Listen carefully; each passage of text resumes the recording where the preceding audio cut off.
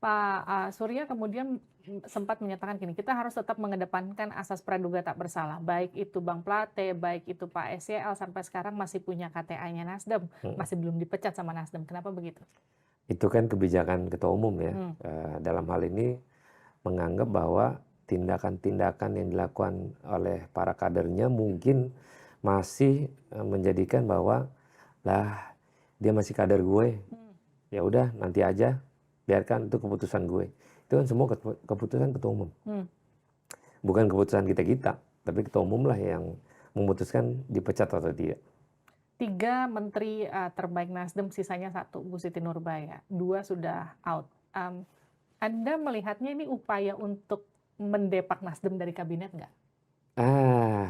Itu kan secara politis ya, Hmm. ngelihat bahwa pelan-pelan kayak semacam premannya digerus lah. Hmm.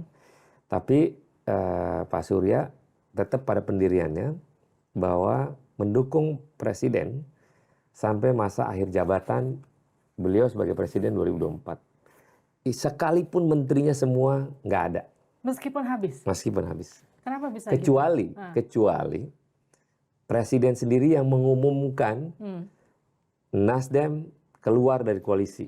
Ya ngusirlah secara langsung. Kalau itu memungkinkan kita keluar dari pemerintahan. Tapi kalau presiden tidak pernah berucap bahwa Nasdem keluar dari pemerintahan, Pak Surya tetap solid mendukung Pak Presiden, sekalipun menterinya nggak ada. Kenapa bisa seperti itu?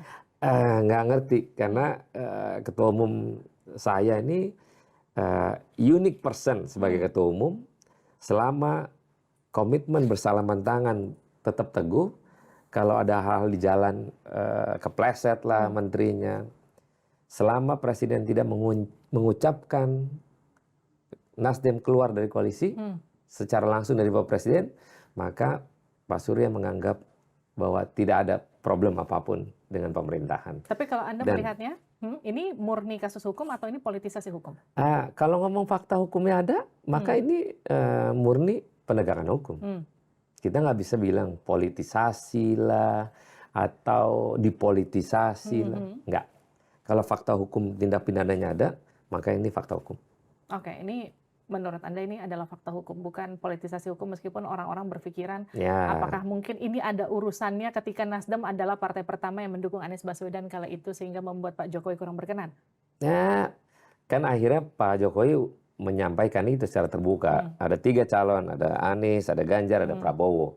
Dan itu fakta bahwa bukan ketidaksukaan atau mungkin tidak welcome dengan seorang Anies Baswedan. Toh akhirnya alhamdulillah sekarang Pak Presiden mengakui ada 3 calon di sini sekarang.